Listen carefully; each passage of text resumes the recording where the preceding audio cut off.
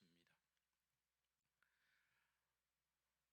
욥기 2장 11절에서 13절의 말씀. 그때에 욥의 친구 세 사람이 모든 재앙이 그에게 내렸다 함을 듣고 각각 자기 지역에서부터 이르렀으니 곧 대만 사람 엘리바스와 수아 사람 빌닷과 나아마 사람 소발이라. 그들이 욥을 위문하고 위로하려 하여 서로 약속하고 오더니 눈을 들어 멀리 보매 그가 욥인 줄 알기 어렵게 되었으므로 그들이 일제히 소리 질러 울며 각각 자기의 겉옷을 찢고 하늘을 향하여 티끌을 날려 자기 머리에 뿌리고 밤낮 7일 동안 그와 함께 땅에 앉았으나 욥의 고통이 심함을 보므로 그에게 한마디도 말하는 자가 없었더라. 아멘. 로마서 5장의 말씀입니다. 3절에서 5절의 말씀. 다만 이뿐 아니라 우리가 환난 중에도 즐거워하나니 이는 환난은 인내를, 인내는 연단을, 연단은 소망을 이루는 줄 알미로다. 소망이 우리를 부끄럽게 하지 아니함은 우리에게 주신 성령으로 말미암아 하나님의 사랑이 우리 마음에 부은 바 됨이니. 아멘. 할렐루야. 오늘도 예배 자리에 나오신 여러분을 하나님께서 너무 귀하게 보고 계시다 하는 그런 감동을 받습니다. 오늘은 지난주부터 이어지는 말씀이 계속되는데, 우리가 인생을 살아가면서 당하는 그러한 문제들에 대하여 질문을 하면서 그 성경에서 그 답을 찾아가고 있습니다. 지난주 첫 번째 설교는 하나님은 왜 악한 세상을 두고 보는가? 라는 제목으로 말씀의 은혜를 나누었습니다. 저런 자들은 하나님께서 벌하시면 좋겠는데 악인들이 오히려 형통하는 것은 무슨 의미인가? 라는 그에 대한 답을 성경에서 찾아보았습니다. 오늘은 하나님은 왜 성도들에게 고난을 허락하시는가 하는 제목으로 말씀의 은혜를 나누고자 합니다. 성경에서 가장 고난을 많이, 아주 고통을 받은 자를 든다면 오늘 욥기에 등장하는 욥이라고 할 수가 있습니다. 이 욥기는 시대를 초월해서 세상에서 경험하게 되는 고난에 대하여 성도들이 어떻게 이것을 받아들여야 할 것인가에 대한 답을 주는 말씀이 바로 욥기서입니다. 그런데 우리가 욥기나 이 욥기를 읽을 때나 또 설교를 하다 보면 자칫 장님이 이 코끼리 코를 만지고 난 뒤에 코끼리를 다 이해하고 보았다라고 느끼는 그런 실수를 우리가 할 수가 있다는 거예요. 그러니까 고난에 대하여서 일부분만을 보면서 그것이 하나님께서 고난을 주신 이유다라고 그렇게 생각할 수가 있다는 겁니다. 그래서 오늘 말씀을 들을 때에 성령님께서 이 고난에 대하여 말씀하시는 바를 여러분들이 깨닫게 되시고 또 믿어지게 되시고 주 안에서 그렇게 승리하기를 주님의 이름으로 축원합니다. 욥기는 크게 욥기 전체를 요약하면 세 부분으로 나눌 수가 있는데, 첫 번째는 사탄과 하나님의 욥의 믿음에 대한 논쟁이 시작됩니다. 1, 2장을 보면 하나님께서 사탄에게 욥에 대하여 자랑을 하는데, 욥은 온전하고 정직하여 하나님을 경외하며 악에서 떠난 자다라고 욥의 신앙을 자랑을 합니다. 하나님께서 굳이 왜 욥의 신앙을 자랑했을까 하는 것은 물론 좀 생각해 볼 바가 있는데, 하나님의 형상을 닮은 존재로 창조되었던 아담과 하와가 범죄함으로 인해서 사탄의 미혹을 받아서 너무 쉽게 넘어감으로 인해서 하나님의 영광의 어떤 상처를 받았다고도 할 수가 있습니다. 그래서 이제 욥은 하나님이 보시기에 누군가 자랑하고 싶은 사람이었는데 바로 그 사람이 바로 욥이었다라고 저는 그렇게 보고 있습니다. 자, 욥의 신앙을 자랑하니까 이를 시기한 사탄이 적극적으로 도발을 해오는데, 욥이 하나님을 경외하는 것은 하나님으로부터 복을 받았기 때문입니다. 만약에 하나님께서 욥에게 주신 소유를 친다면 욥은 분명히 하나님을 욕할 것입니다 라고 이렇게 도발을 해오는 겁니다. 이럴 수가 있죠. 우리가 신앙생활을 하다가 한번 어려움을 당해봐요. 욥이 당한 어려움 중에 한 가지만 당해도 하나님을 욕하면서 떠날 수 있는 여지가 우리에게는 너무나 많이 있다는 것을 고백할 수밖에 없습니다. 그리하여서 욥의 믿음에 대하여서 누구의 판단이 맞는가? 하나님이 보시기에 의인인 욥의 이 하나님의 판단이 맞는가? 아니다. 복을 받았기 때문에 하나님을 경외하는 것이다 라는 사탄의 말이 맞을 것인가에 대해서 그것을 알아보기 위해서 하나님은 사탄에게 욥의 사업과 가정에 아주 엄청난 고난을 허락하시고 계시는 겁니다. 그런데 여기서 우리가 유의할 것은 욥기를 읽을 때에 하늘의 천상회의에 사탄이 참여해서 회의를 하고 있다는 어떤 그런 장면입니다. 그래서 우리가 이 대목을 창세기 1장을 읽으면서 하나님께서 천사들과 사탄이 하늘에서 정기적인 회의를 하는 것으로 오해하면 안 된다는 거예요. 욥기 1장의 이 천상의 이 회의는 다분히 문학적인 표현이라는 것을 여러분이 염두에 두고 읽어야지 혼란을 겪지 않게 됩니다.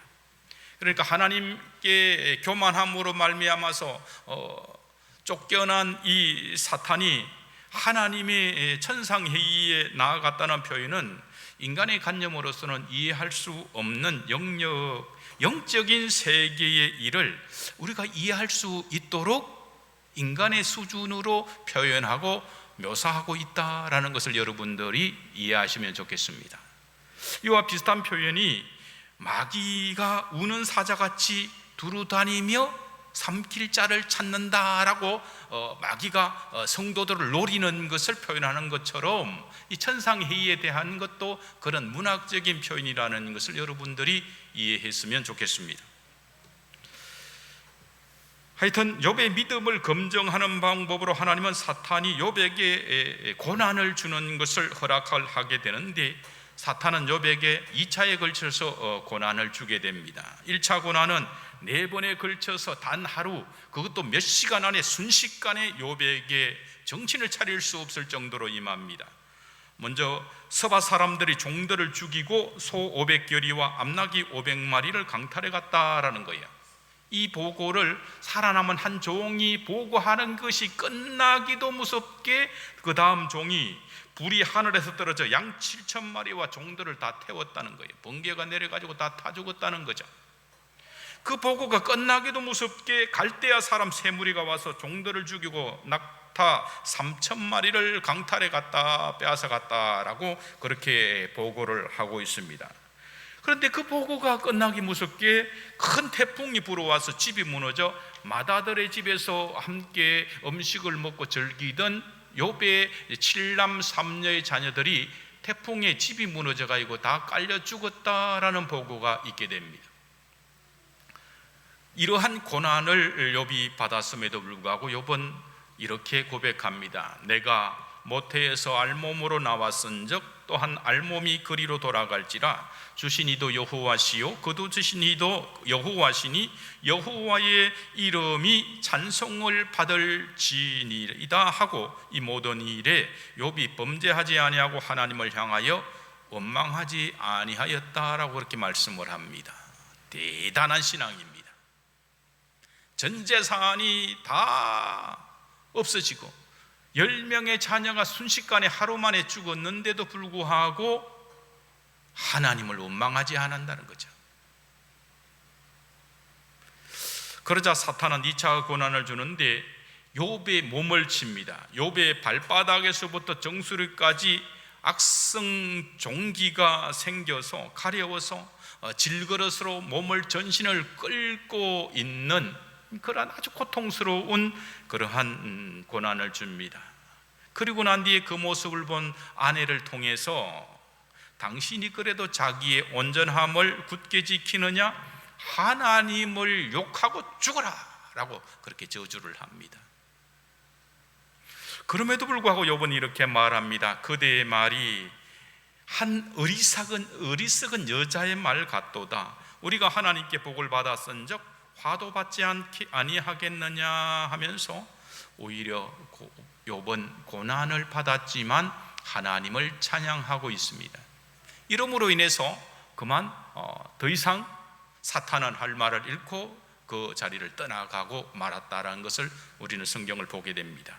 그런데 이후에 두 번째 논쟁이 이어지는데 욥을 찾아온 욥의 세 친구와 엘리야의 논쟁이 이어집니다. 욥이 전 재산을 잃어버리고 10명의 자녀가 죽고 사람이 심각한 병에 걸렸다는 소식을 듣고 욥의 세 친구들이 이 욥을 위로하기 위해서 찾아왔습니다. 그런데 이 욥을 만나러 와 보니까 욥의 상태가 도저히 사람을 알아보지 못할 정도가 되었다는 거예요. 전 재산을 잃고 자식을 10명을 잃으면 밥을 먹을 수 있을까요? 밥을 먹을 수 있는 힘도 없어요. 아내도 하나님 욕하고 죽어라 라고 하고 아내도 지금 분위기 봐서는 어디 떠나간 것 같아요. 그럼 혼자 땅에 퍼져리고 앉아서 기와장 같은 것으로 질그릇 같은 것으로 몸을 벅벅 끓고 있으니까 온 얼굴 머리까지 정수리까지 다 악창이 생겼으니까 고통스럽고 가렵고 견디지 못하니까 끓으니까 피가 줄줄줄 흐르고 그런 모습으로 앉아 있는 거예요. 도저히 대기업 회장이라고는 알아볼 수 없는 그런 모습으로 욥이 있었기 때문에 이 욥의 세 친구와 엘리후가 욥을 찾아왔지만은 말 한마디로 위로하지를 못해요. 그냥 7일 밤낮을 땅에 함께 주저앉아서 그냥 지켜보고만 있었다라고 그렇게 성경은 기록하고 있습니다. 그런데 일주일 후에 욥이 고통을 견디다 못해서 입을 엽니다. 내가 차라리 태어나지 않았으면 더 좋았을 것을 하면서 자신의 생일을 저주하고 있습니다. 이 말을 들은 욥의 친구들은 욥에게 지금 닥친 이 고난은 하나님 앞에 범죄하여서 하나님께서 심판하는 것인데 오히려 하나님을 원망하고 비난하는 것으로 그렇게 느꼈습니다. 그래서 이러한 이유로 인해서 욥의 세 친구와 엘리후 그리고 욥의 논쟁이 시작되고 있습니다. 먼저 욥의 세 친구는 욥의 고난을 인과응보의 율법주의적인 시각으로 욥의 고난을 판단을 했습니다. 그래서 욥이 지금 현재 고난받는 이유는 죄를 지었기 때문이라는 거예요. 하나님은 의인에게는 상을 내리고 악인에게는 벌을 내리신다는 거죠. 맞죠? 틀린 말이 아닙니다. 그 중에 엘리바스는 죄 없이 망한 자가 없다고 하면서 하나님의 징계는 오히려 복되다라는 거. 너에게 네가 지금 징계받고 고난받고 있지만 이건 하나님께서 복 주려고 하는 거야 라고 그렇게 말을 하고 있습니다. 빌닷은 이렇게 말합니다. 욥의 자녀들 중에 죄를 지은 게 있을 거야. 그러니까 태풍에 그거 다 죽지 한 번에 한날에 그렇게 말을 합니다. 그 중에 또 소발은 악인은 하나님의 벌을 받기 때문에 하나님 앞에 회개하라고 그렇게 회개를 촉구하고 있습니다. 그래서 욥은 이들에게 반론을 제기합니다. 나는 하나님 앞에서 신실하고 의로운 사람인데 내가 지금 왜 이런 고난을 당하고 있는지 나는 도무지 알지 못하겠다 라고 그렇게 자기를 변호하고 있습니다. 이 욥과 세 친구들의 이러한 논쟁이 욥기 4장에서부터 시작해서 31장까지 계속 이어지는 거예요. 근데 욥의 세 친구의 이 말을 들어보면 줄줄이 하나도 틀린 말이 아니에요. 근데 욥의 이 말을 들어보니까 욥의 말 중에 하나도 틀린 말이 아니에요. 이게 문제인 거예요. 악인이 벌을 받는 건 당연하잖아요.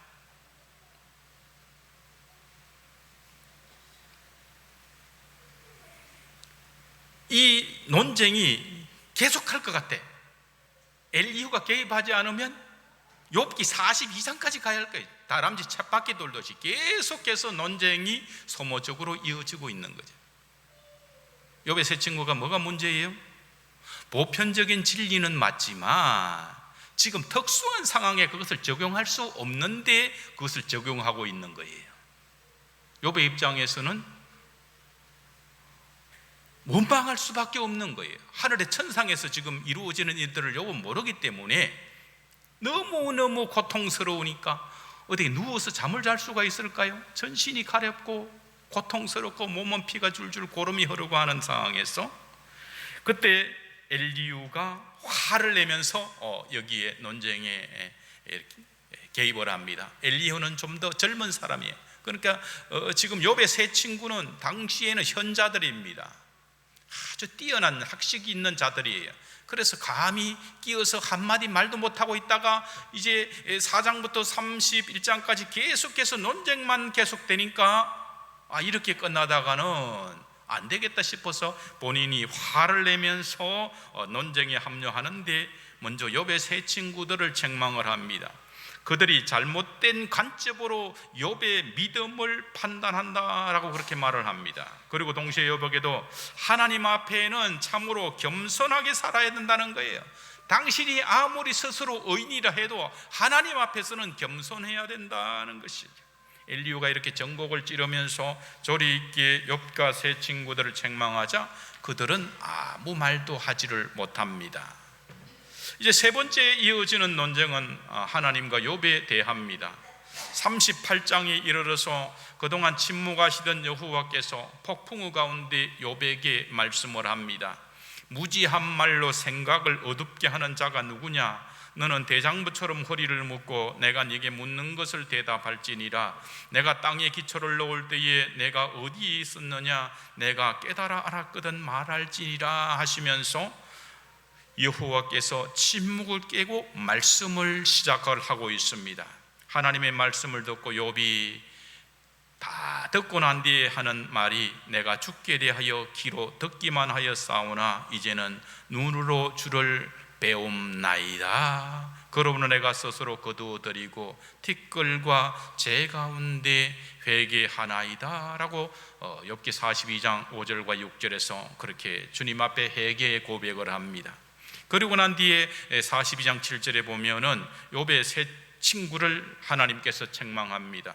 여호와께서 욥에게 이 말씀을 하신 후에 여호와께서 대만 사람 엘리바스에게 이르시되 내가 너와 내 두 친구에게 노하노니 이는 너희가 나를 가리켜 말한 것이 내 종 욥의 말같이 옳지 못함이니라. 그런즉 너희는 수소 7과 수당 7을 가지고 내 종 욥에게 가서 너희를 위하여 번제를 드리라. 내 종 욥이 너희를 위하여 기도할 것인즉 내가 그를 기쁘게 받으리니 너희가 우매한 만큼 너희에게 갚지 아니하리라. 이는 너희가 나를 가리켜 말한 것이 내 종 욥의 말같이 옳지 못함이라. 이에 대만 사람 엘리바스와 수아 사람 빌닷과 나마 사람 소발이 가서 여호와께서 자기들에게 명령하신 대로 행하니라. 여호와께서 욥을 기쁘게 받으셨더라. 그렇게 말씀합니다. 이렇게 욥의 세 친구의 잘못을 욥에게 가서 기도해주면 너희들의 잘못을 용서하겠다 했고 욥은 기꺼이 그들을 용서해서 하나님께 기도를 드렸습니다. 욥이 자기를 그렇게 고통 가운데 오히려 정죄했던 세 친구를 용서하니까 그때 하나님의 역사가 바로 일어나서 욥의 질병은 다 깨끗함을 받고 하나님께서는 다시 그들의 재산을 배로 불려주시고 또 10명의 자녀를 주셨다라고 성경은 그렇게 기록을 합니다. 재산은 2배로 줬는데 자녀는 10명 죽었는데 10명밖에 주지 않은 것은 갑절로 주지 않은 것이다라고 생각을 할 수 있지만, 먼저 앞에서 태풍으로 인해서 갑자기 죽은 그 자녀들은 영원히 죽은 것이 아니라 하나님의 나라에 그렇게 있기 때문에 갑절의 복을 받은 것으로 여러분들이 이해하시면 좋겠습니다. 그래서 욥기는 욥이 늙어 나이가 차서 죽었다라고 천수를 누리고 그렇게 살았다라고 그렇게 기록하고 있습니다. 욥기를 통해서 우리가 받는 영적인 교훈은 무엇입니까? 첫째로는 의인도 고난을 받을 수 있다는 것입니다. 우리가 고난을 받을 때에 죄에 대한 징벌에 의해서 하나님께서 주신 것도 있지만은, 그러나 징벌이 아닌 신앙의 훈련의 과정 속에서 우리가 고난을 받을 수가 있다는 거예요. 그런데 욥은 지금 징벌의 것도 아니고 연단의 것이라기보다는 하나님의 영광을 위해서 고난을 받고 있다는 거예요. 하나님을 경외하며 순전하고 정직하여 하나님을 경외하며 악에서 떠난 자인 이 욥에게는 닥친 고난이 하나님의 영광을 위한 고난이었다라는 것입니다. 그러므로 우리는 다른 사람의 어떤 어려움, 고난, 갑자기 이 자녀들이 이 세상을 떠난다든지, 갑자기 사업이 홀라당 쫄딱 망하는 거라든지, 부부 사이가 갈라져 가지고 대판 싸우고 이혼했다는 것에 대해서 함부로 판단하고 위로하려고 하거나 정죄하는 것은 대단히 위험할 수가 있다는 거예요. 왜요? 그것을 통해서 하나님의 섭리와 계획 가운데 어떠한 뜻이 있는지 우리는 알 수가 없기 때문에 그렇습니다. 하나님의 섭리와 계획을 유한자인 인간의 지혜로는 판단할 수 없는 영역에도 있기 때문에 그렇습니다. 인간은 하나님의 절대의 섭리하에서 일어나는 전 세상의 모든 문제들을 온전하게 이해할 수가 없었습니다. 욥의 세 친구는 하나님의 율법에 아주 해박한 그러한 지식을 가지고 욥에 대해서 판단했지만 그들의 판단은 다 잘못된 판단이었다는 것을 우리는 성경 욥기를 통해서 알 수가 있습니다.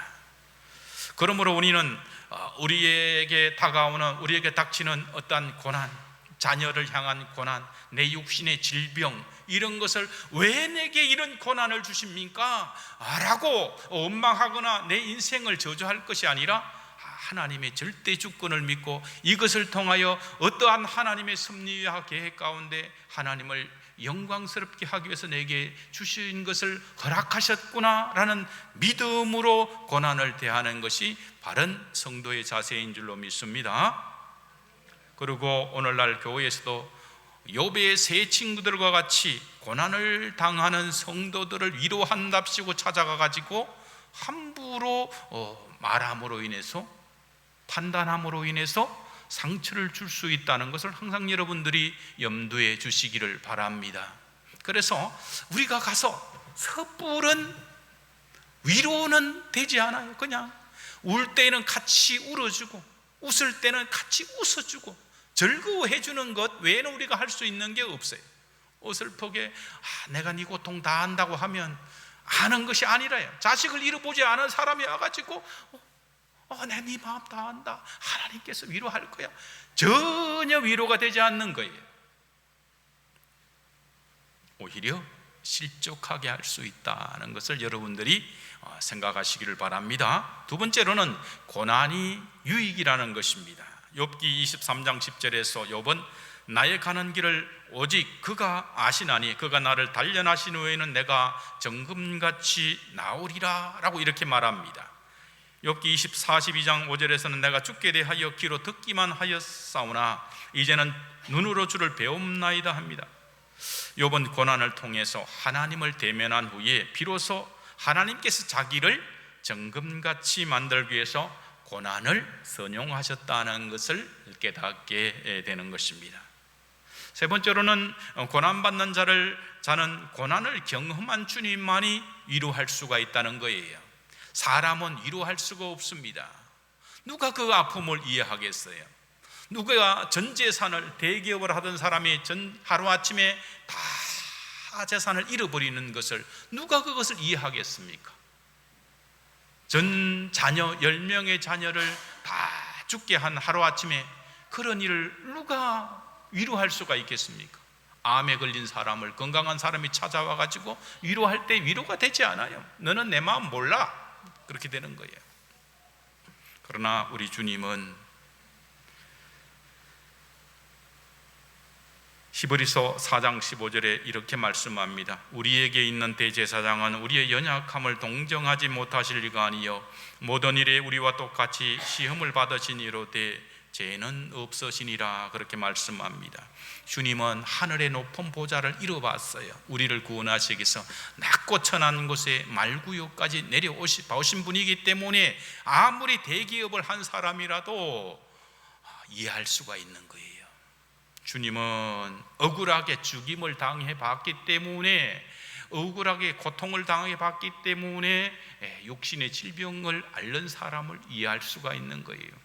하나님은 유일하신 독생자를 죽여봤기 때문에, 사람들을 구하기 위해서 잃어봤기 때문에 우리가 자식을 잃었을 때의 그 마음을 하나님은 아신다라는 거예요. 그러므로 이 세상의 사람들을 통해서 위로받으려고 하지 않기를 바랍니다. 우리의 진정한 위로자는 오직 우리 주 예수 그리스도, 그분과 하나님만이 위로자가 되시는 줄로 믿습니다. 네 번째로는 욥은 자신이 왜 고난을 당하는지 알지 못했다는 것입니다. 그래서 재산을 잃고 자식을 잃고 건강을 잃고 나니까 견디다 못해서 자기의 생일을 저주하기까지 했습니다. 그런데 신약 성경에 보면은 욥에 비할 바 못되게 고통을 받은 사람이 있는데 그가 바로 사도 바울입니다. 사도 바울은 엄청난 고난을 받아요. 매를 맞고 돌에 맞아갖고 복음 전하다가 돌에 맞아가 죽었는 줄 알고 갖다 내버리고 그런 가운데 고난을 당했습니다. 그럼에도 불구하고 이 사도 바울은 사도행전 20장 24절에 보면 내가 달려갈 길과 주 예수께 받은 사명 곧 하나님의 은혜의 복음을 증언하는 일을 마치려 하면은 나의 생명조차 조금도 귀한 것으로 여기지 아니하노라 라고 그렇게 담대하게 고백을 하고 있습니다. 그래서 욥은 죽음의 길을 가면서도 기도하는 자들이 예루살렘으로 가면은 고난이 기다리고 있으니까 가지 말라고 하는데도 그 고난의 길을 꿋꿋이 걸어갔습니다. 욥과 바울의 차이는 무엇일까요?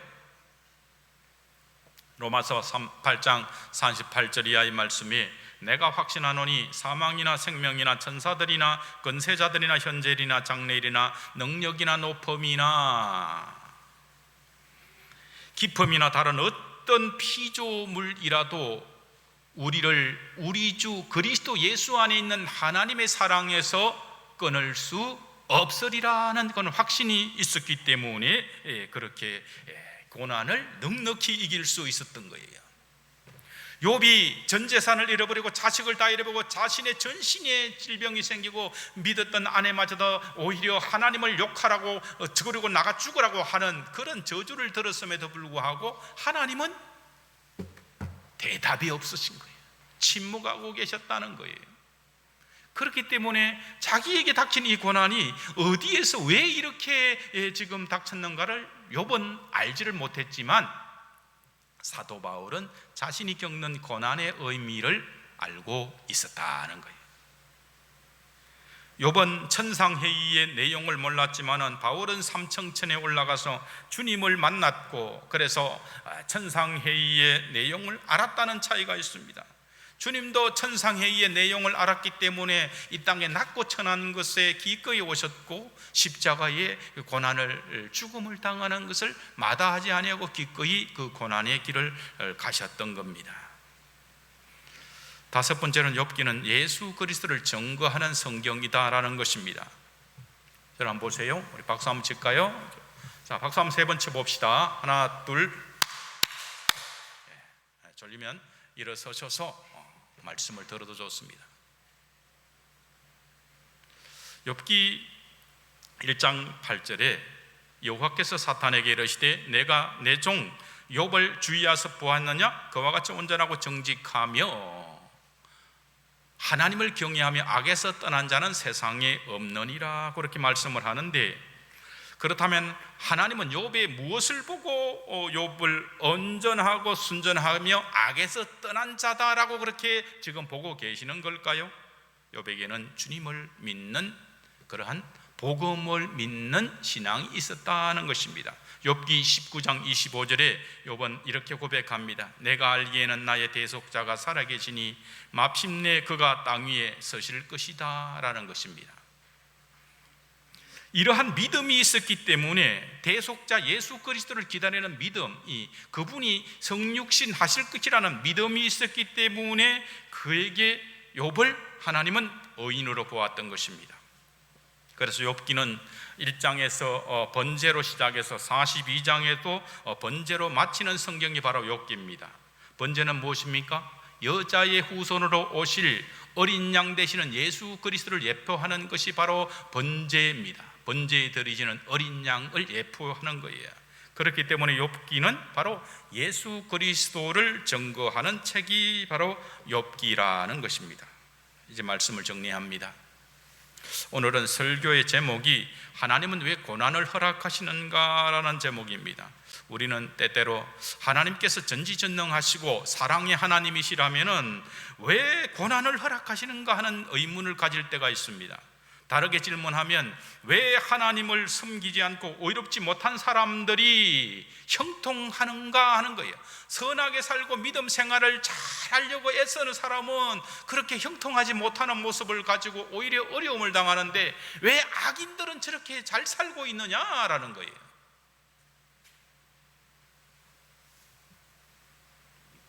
그 의문의 답은 욥기 23장 10절에 욥의 고백이 성도에게 유익합니다. 그러나 내가 가는 길을 그가 아시나니 그가 나를 단련하신 후에는 내가 순금같이 나오리라.